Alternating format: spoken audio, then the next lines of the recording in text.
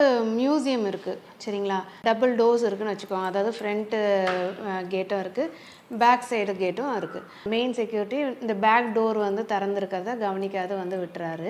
அவர் அதை கவனிக்கல. ஃப்ரண்ட்டு இது மட்டும் க்ளோஸ் பண்ணிவிட்டு அவர் வந்து போயிடுறாங்க. அப்போ போன பிறகு அந்த பக்கம் ஆக்சுவலாக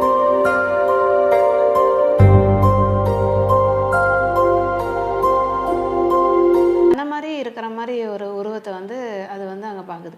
என்னடா அது இங்கே யாரோ நமக்கு முன்னாடி ஏதோ வந்திருக்காங்களோ அப்படின்னு சொல்லி ஒரு க்யூரியாசிட்டியில் அது வந்து என்ன பண்ணுதுன்னா, அந்த டோர் வந்து லைட்டாக ஓப்பன் ஆகிருக்கு. அந்த டோருக்குள்ளே அது வந்து இந்த டாக் வந்து போயிடுது. இந்த டாக் போனோடனே என்ன ஆயிடுச்சுன்னா, அந்த டோர் வந்து ஆட்டோமேட்டிக் டோரு க்ளோஸ் ஆகிடுது.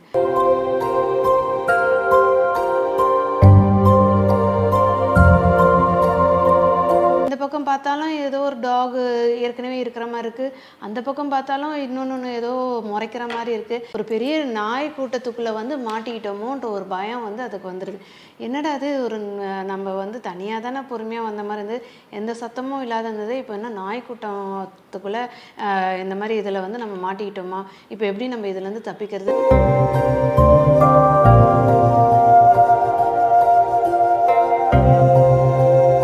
பாயிண்ட் ஆஃப் டைமில் அதுவே வந்து அதால் முடியாது, அப்படியே அதுவே சுருண்டு விழுந்து அப்படியே வந்து இறந்தே போயிடுது. அடுத்த நாளில் வந்து அந்த செக்யூரிட்டிலாம் வந்து டோர் வந்து எல்லா இதுவும் வந்து செக் பண்ணும்போது தான் அப்போ தான் அவர் பார்க்குறாரு.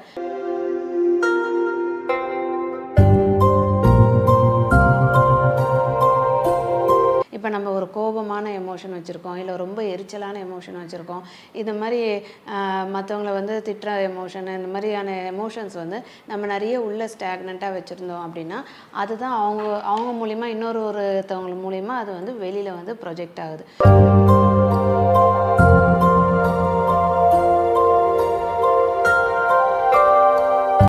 மிராக்கிள்ஸ் வித் ஸ்ரீ நேயர்கள் அனைவருக்கும் வணக்கம். நான் உங்கள் ரேக்கி மாஸ்டர் ஸ்ரீ கலைவாணி பேசுகிறேன். ஸோ இப்போ இன்றைக்கி வந்து ஒரு புதுமையான கதையை நம்ம வந்து பார்ப்போம். மியூசியம் இருக்குது சரிங்களா.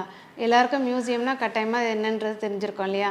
அதில் நிறைய ஆர்டிஃபேக்ட்ஸ் வச்சுருப்பாங்க, நிறைய வித்தியாசமான விஷயங்கள்லாம் வச்சுருப்பாங்க, ராஜா காலத்து பொருட்கள்லாம் வச்சுருப்பாங்க. இந்த மாதிரி வந்து ஒரு பெரிய ஒரு மியூசியம் அங்கே வந்து அது ஃபேமஸான மியூசியம், அந்த ஊரில் அதுதான் வந்து ஃபேமஸான மியூசியமாக இருக்குது. டபுள் டோர்ஸ் இருக்குதுன்னு வச்சுக்கோங்க. அதாவது ஃப்ரண்ட்டு கேட்டும் இருக்குது, பேக் சைடு கேட்டும் இருக்குது.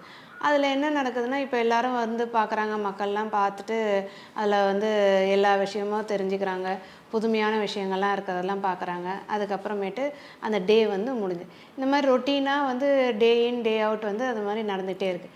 அதுக்கு வந்து இந்த மியூசியமுக்கு செக்யூரிட்டிஸ் இருப்பாங்களே, ஸோ மெயின் செக்யூரிட்டி தான் எல்லாமே எப்போவுமே வந்து போய் எல்லாம் நைட்டு க்ளோஸ் பண்ணும்போதெல்லாம் எல்லாமே கரெக்டாக க்ளோஸ் ஆகிருக்கான்றது எல்லாமே செக் பண்ணிவிட்டு போவாங்க.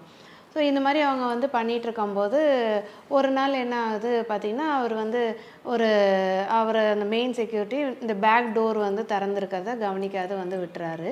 அவர் அதை கவனிக்கல. ஃப்ரண்ட்டு இது மட்டும் க்ளோஸ் பண்ணிவிட்டு அவர் வந்து போயிடுறாங்க. அப்போ போன பிறகு அந்த பக்கம் ஆக்சுவலாக என்ன நடக்குதுன்னு பார்த்திங்கன்னா, திடீர்னு வந்து ஒரு மிட் நைட் அந்த டைமில் வந்து பார்த்திங்கன்னா, அந்த பக்கமாக அந்த ரோடு ஓரமாக போகிற ஒரு டாக் வந்து அந்த பக்கம் வருது. அதுக்கு ஏதோ ஒரு டோர் திறந்துருக்கு அப்படின்னோடனே அது பேக் டோர் வழியாக வந்து அப்படியே உள்ளே வந்துடுது. உள்ளே வந்தோடனே அது சும்மா அப்படியே எல்லாம் பார்த்துட்டே வருது. எல்லா இதையும் சாதாரணமாக டாக் அப்படியே போகிற மாதிரி எல்லாமே பார்த்துட்டே வந்துகிட்டே இருக்குது. அப்போது ஒரு இடத்துல வந்து பார்த்தோன்னே ஒரு ரூமு வந்து பார்க்குது. அந்த ரூமில் வந்து பார்க்கும்போது என்ன ஆகுதுன்னா, ஏதோ வந்து தன்னை மாதிரி இருக்கிற மாதிரி ஒரு உருவத்தை வந்து அது வந்து அங்கே பார்க்குது. என்னடா அது இங்கே யாரோ நமக்கு முன்னாடி ஏதோ வந்திருக்காங்களோ அப்படின்னு சொல்லி ஒரு க்யூரியாசிட்டியில் அது வந்து என்ன பண்ணுதுன்னா, அந்த டோர் வந்து லைட்டாக ஓப்பன் ஆகிருக்கு. அந்த டோருக்குள்ளே அது வந்து இந்த டாக் வந்து போயிடுது. இந்த டாக் போனோடனே என்ன ஆயிடுச்சுன்னா, அந்த டோர் வந்து ஆட்டோமேட்டிக் டோரு க்ளோஸ் ஆகிடுது. இது உள்ளே க்ளோஸ் ஆனோடனே இதுக்கு என்ன பண்ணுறதுனே தெரியல. அது ஃபுல்லாக அந்த ரூம்குள்ளே என்ன இருக்குன்னா, அந்த ரூம் ஃபுல்லாக சுற்றி வந்து மிரர்ஸ் தான் வந்து வச்சுருக்காங்க. எல்லாமே வந்து ரிஃப்ளெக்ட் பண்ணுற மாதிரி மிரர்ஸாக வந்து இருக்குது. இந்த டாக் உள்ளே வந்தோடனே பார்த்தோன்னே அதுக்கு ரொம்ப ஒரு மாதிரி ஒரு பயம் கலந்த உணர்வு வர மாதிரி ஆயிடுச்சு. ஏன்னா அது வந்து இந்த பக்கம் திரும்புது. இப்போ அதுக்கு வெளியிலையும் வர முடியல, அதுக்கு வழியும் தெரியல, ஏன்னா டோர் க்ளோஸ் ஆகிடுச்சு. இந்த பக்கம் பார்த்தாலும் ஏதோ ஒரு டாக் ஏற்கனவே இருக்கிற மாதிரி இருக்குது, அந்த பக்கம் பார்த்தாலும் இன்னொன்று ஏதோ முறைக்கிற மாதிரி இருக்குது. ஏன்னா இதுவே வந்து உருன்னு அப்படி இந்த மாதிரி பார்க்குது. அப்படி பார்க்கும்போது அது அந்த ஃபேஸை அப்படி திரும்பி உருன்னு பார்க்கும்போது அதுலேயும் அந்த சைடில் இருக்க மிரரில் இன்னொன்று ஒரு டாக் அதே மாதிரி இதை உருன்னு முறைச்சி பார்க்குற மாதிரி இருக்கா. அப்புறம் பின்பக்கம் திரும்பி பார்க்குது, அந்த பக்கம் பார்க்குது, எல்லா பக்கமும் ஏதோ நிறைய ஒரு பெரிய நாய் கூட்டத்துக்குள்ளே வந்து மாட்டிக்கிட்டோமோன்ற ஒரு பயம் வந்து அதுக்கு வந்துடுது. என்னடா அது ஒரு நம்ம வந்து தனியாக தானே பொறுமையாக வந்த மாதிரி இருந்தது, எந்த சத்தமும் இல்லாத இருந்தது, இப்போ என்ன நாய் கூட்டத்துக்குள்ளே இந்த மாதிரி இதில் வந்து நம்ம மாட்டிக்கிட்டோமா, இப்போ எப்படி நம்ம இதுலேருந்து தப்பிக்கிறதுன்னு தெரியலையே அப்படின்னு சொல்லி அதை வந்து முழிக்க ஆரம்பிக்குது. அப்போ சரி நம்ம லைட்டாக வந்து குலைச்சி பார்ப்போம், அப்போ வந்து எல்லாம் ஓடி போயிடுவாங்கல்ல அப்படின்னு சொல்லி அது வந்து லைட்டாக வந்து அது வாய்ஸை வந்து ரைஸ் பண்ணி அப்படியே உருன்னு அப்படி வந்து ஆரம்பிக்குது. அது லைட்டாக உருன்னோடனே அங்கே வந்து ஒரு ரிஃப்ளெக்ஷன் மாதிரி எல்லா கிளாஸ்லேயும் வந்து அதே மாதிரி உருன்னு இதோடைய சத்தமே வந்து ரொம்ப அது க்ளோஸ்டு டோராக இருக்கிறதால ரொம்ப பயங்கரமாக அப்படியே எல்லாம் சேர்ந்து கத்துற மாதிரி உருன்னு அப்படி மாதிரி கேட்குற மாதிரி கேட்குதா. இதுக்கு ஒரே இன்னும் கோபம் வருது, பயம் வருது. இது எப்படியாவது இது விட்டுட்டா எல்லாம் நம்மளை வந்து கடிச்சு கொதறிடுவாங்க, நம்ம இதுலேருந்து எப்படியாவது நம்ம தப்பிக்கணும்னு உடனே ஒரு நாயை பார்த்து குலைக்கிறேன்னா ஒரு சைடு ஒரு கிளாஸை பார்த்து அது வந்து குலைக்க ஆரம்பிக்குது. அது பார்த்து குலைக்க ஆரம்பிச்சோன்னே அந்த கிளாஸில் இருந்தும் இதோடைய பிம்பமே வந்து குலைக்குது. இதோட இமேஜே அது குலைக்கிறத பார்த்தோன்னா இதுக்கு ஒன்றுமே புரியல. இது என்னடா அது குலைக்குது அப்படின்னு சொல்லிட்டு சரின்ட்டு திரும்ப வந்து இந்த பக்கம் திரும்பி குலைக்குது. அப்போ பார்த்தீங்கன்னா இது மாதிரி வந்து கொஞ்ச நேரம் அது அப்படியே பண்ணி பண்ணி பண்ணி பார்க்குது. எல்லா சைடும் திரும்பி திரும்பி அது குலைக்குது.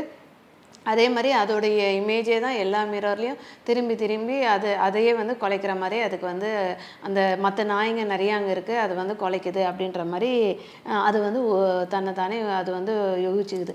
அப்போ அதை அசியூம் பண்ணிவிட்டு ரொம்ப குறைச்சிக்கிட்டே இருக்குது. குலைக்க எல்லாம் போயிடுவாங்க அப்படின்னு நினச்சிட்டு இது வந்து குலைக்க ரொம்ப தொண்டை வறண்டு போகிற அளவுக்கு குலைக்குது. அதுக்கு அதோட பய உணர்வு அதிகமாகிறதால அது வந்து குலைக்க ஆரம்பிக்குது. அது பய உணர்வு அதிகமாகி குலைக்க சுற்றி அந்த இதை ரூம்குள்ளேயே சுற்றி வந்து குலைக்குது. ஒரே சத்தம் வந்து நிறைய நாய் வந்து குலைக்கிற மாதிரி அவ்வளோ ஒரு கோரமான சத்தமாக வந்து வருது. அதை கேட்டு அதுக்குள்ளே இன்னும் பய உணர்வு அதிகமாகி அப்படியே குலைச்சி ஒரு பாயிண்ட் ஆஃப் டைமில் அதுவே வந்து அதால் முடியாது, அப்படியே அதுவே சுருண்டு விழுந்து அப்படியே வந்து இறந்தே போயிடுது. சரிங்களா.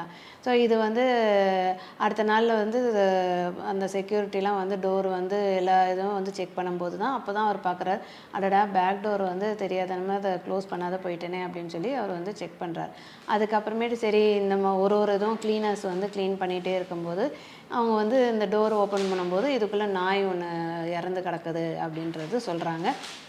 அப்போ தான் செக்யூரிட்டிக்கே தெரியுது இந்த நாய் வந்து ஏதோ இதில் பேக் டோர் வழியாக வந்திருக்கு, இந்த ரூம்குள்ளே வந்துட்ட பிறகு டோர் ஏதோ ஆட்டோமேட்டிக்காக க்ளோஸ் ஆகிட்டுருக்கு, அது வந்து அதால் தப்பிச்சுக்கு போக முடியல அப்படின்னு சொல்லிட்டு அப்போ தான் வந்து அவர் வந்து தெரிஞ்சுக்கிறார். ஸோ அதுக்கப்புறம் அதுக்குண்டான ஃபார்மாலிட்டிஸ்லாம் வந்து அவங்க வந்து கிளியர் பண்ணி அதை முடிச்சிடறாங்க. ஆனால் இந்த கதையின் மூலயமா நம்ம இப்போ என்ன தெரிஞ்சுக்கிறோம் அப்படின்றது தான் முக்கியமானது.